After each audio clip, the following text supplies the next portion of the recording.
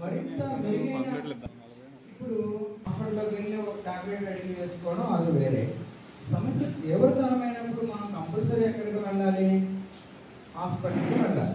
హాస్పిటల్కి వెళ్ళాలి, సమర్థ ప్రిస్క్రిప్షన్లో మందులు వాడాలి. అప్పుడు కానీ సమస్య పరిష్కారం అవ్వదు. అంతే కదా, మనకి జనరల్గా తెలిసిందే. మరి సార్ వెల్కమ్ చెప్పండి. సార్ వెల్కమ్ చెప్పండి. ఒకసారి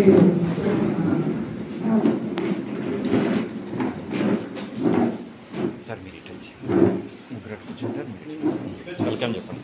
వెల్కమ్ చెప్పండి సార్. సార్ ఇప్పుడు మన ఈ కార్యక్రమానికి మన గౌరవనీయ ఇన్ఛార్జ్ బీడీజే ఇన్ఛార్జ్ జిల్లా జడ్జి గారు సునీల్ కుమార్ సార్ వస్తున్నారు. Please welcome sir. అలాగే థర్డ్ మేజిస్ట్రేట్ గారు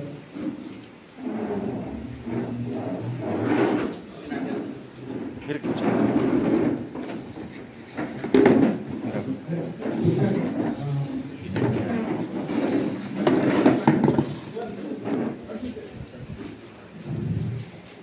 అలాగే వాలంటీర్ వ్యవస్థలో మిమ్మల్ని ఎందుకు వెళ్ళక వాలంటీర్ వ్యవస్థ అనేది మన భారతదేశం అంతటా కూడా పటిష్టంగా ఉండాలని నేషనల్ లీగల్ సర్వీస్ అథారిటీ వారు ఎప్పుడు కదా అని మనం పోలీస్ స్టేషన్కి వెళ్ళొచ్చు, జైలుకి వెళ్ళొచ్చు, ఇంకెక్కడికైనా వెళ్ళొచ్చు. సమస్యను కూడా లేని ఎష్యూరెన్స్ ఇవ్వకూడదు.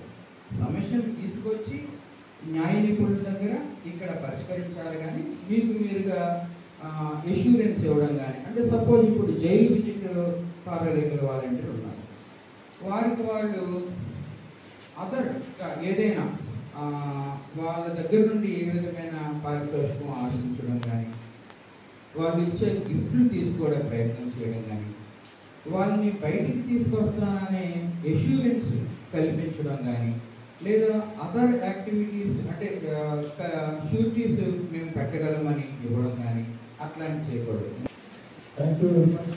మేమందరూ వాలంటీర్స్గా సహాయం చేయడం కోసం వచ్చినానికి, అంటే డిస్ట్రిక్ట్ లీగల్ సర్వీస్ సమాజానికి వాళ్ళు చేసే పనులు, వాళ్ళ లేదా ఉచిత న్యాయ సహాయం ఇచ్చేదానికి లేదా సహాయం పొందేదానికి అర్హులైనటువంటి వాళ్ళు కానీ, లేదా వాళ్ళని ఇక్కడ వాళ్ళకి ఇంకో వ్యవస్థ ఉంది అని తెలియజేసి ఈ న్యాయ సేవ అధికార సంస్థకు ప్రజలకు మధ్య వారధలాగా మీరు ఫ్రీగా ఏ రకమైన రెమ్యూనరేషన్ ఆశించకుండా ఉండడానికి వచ్చినందుకు అందరికీ ధన్యవాదాలు, కృతజ్ఞతలు.